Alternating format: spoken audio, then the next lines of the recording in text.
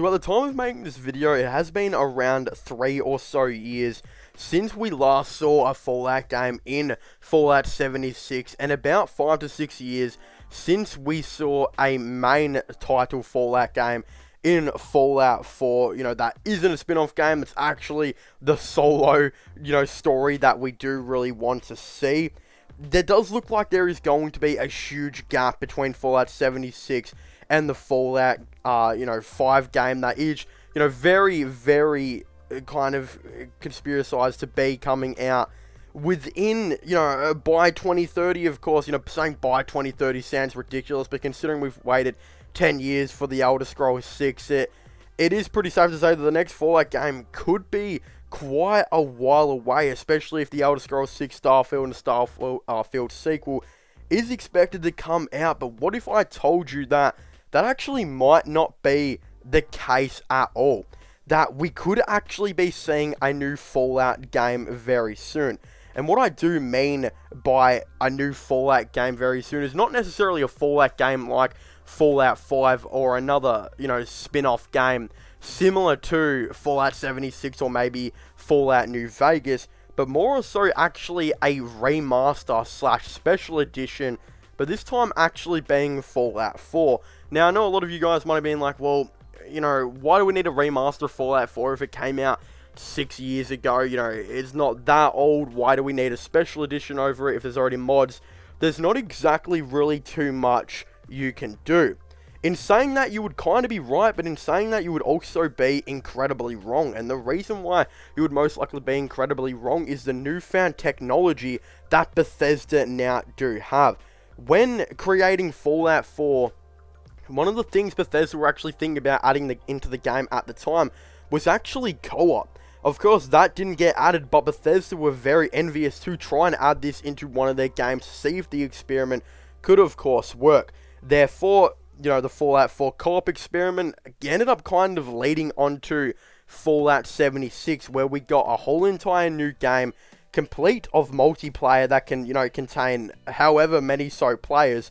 And now, we know Fallout 76 hasn't exactly been the most successful thing. It hasn't improved, it has improved rather quite a bit since coming out, and I think it is very close to being what I see to be a good game. I still feel like it needs a little bit more time to grow, and especially on the way that, the track that they're going on right now. I think that will happen, pretty soon in my opinion.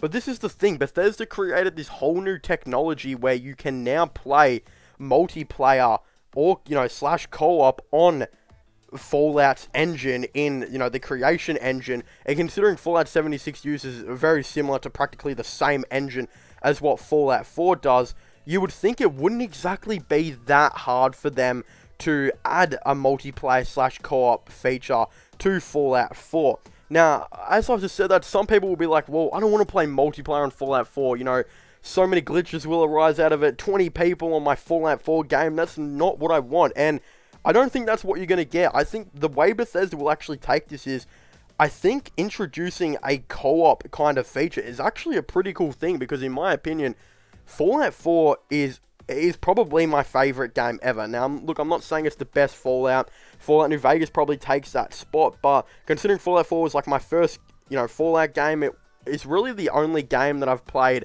more than a certain amount of hours on that I'm willing to admit.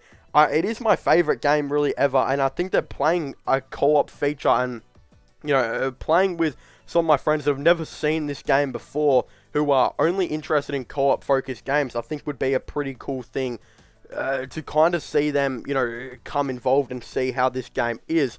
Of course, a co-op feature would be really, really cool, and I think would be the main selling point potentially to a special edition. Again, a couple more things I will talk about later, which I think will be added onto the special edition.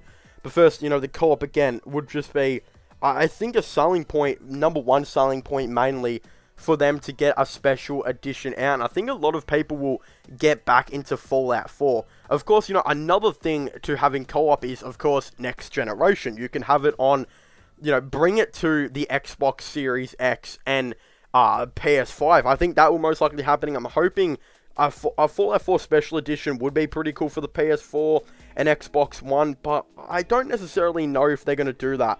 But it kind of begs the question that considering PS5s and Xboxes, or Xbox Series X rather, have been pretty out of stock, it would be a pretty risky thing. But I think, by 2022, a lot of that stock should eventually, come back in, etc.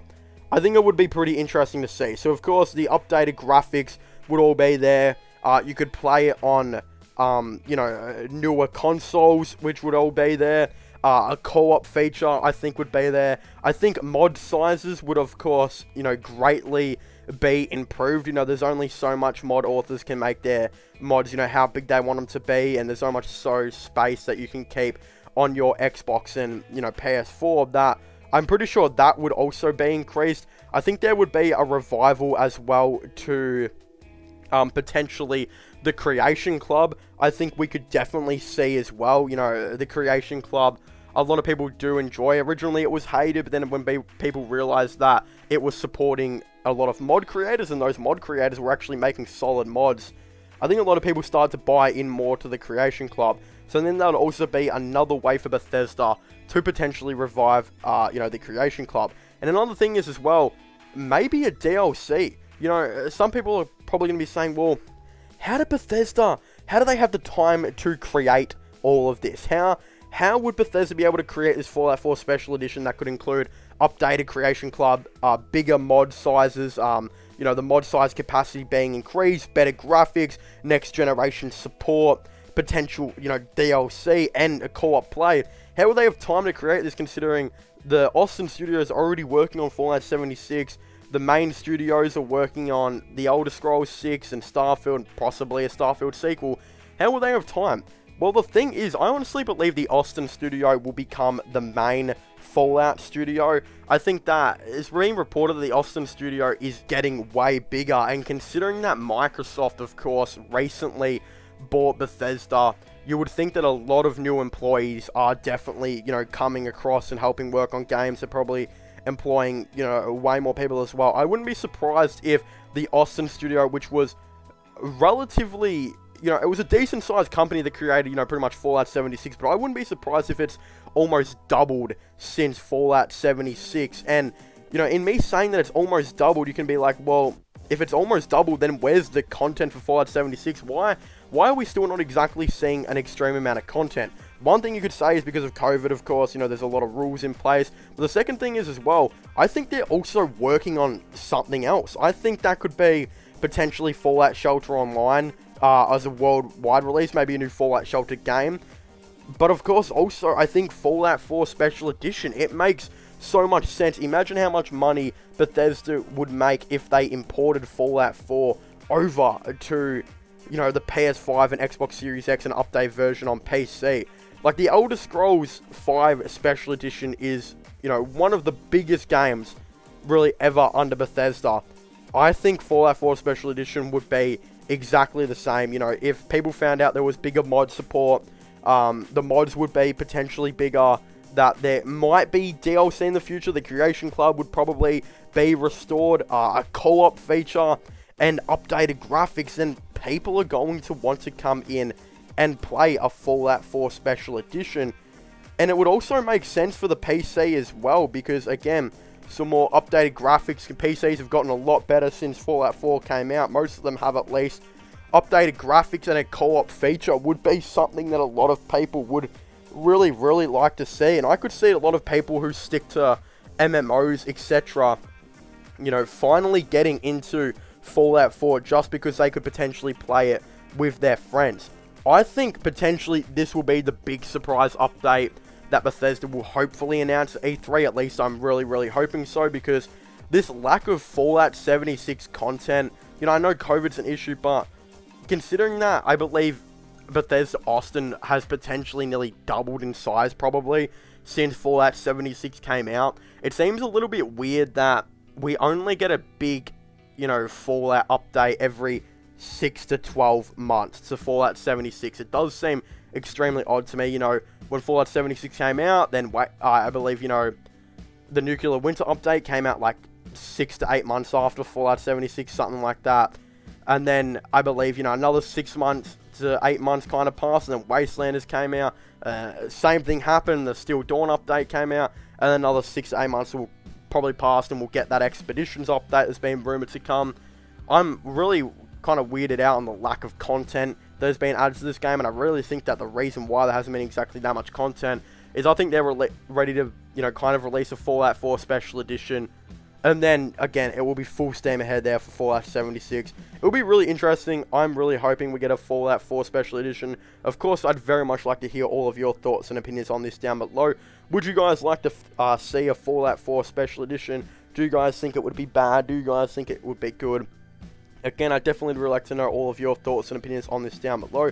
But of course, don't forget to subscribe to my sports channel and my IRL/vlogging channels. And don't forget to check out my podcast as well if you haven't already. Links for them will all be in the description down below. But as I was saying, thank you guys so much for watching this video. Make sure to leave a like, subscribe, and comment. And I'll see you guys next time. Goodbye.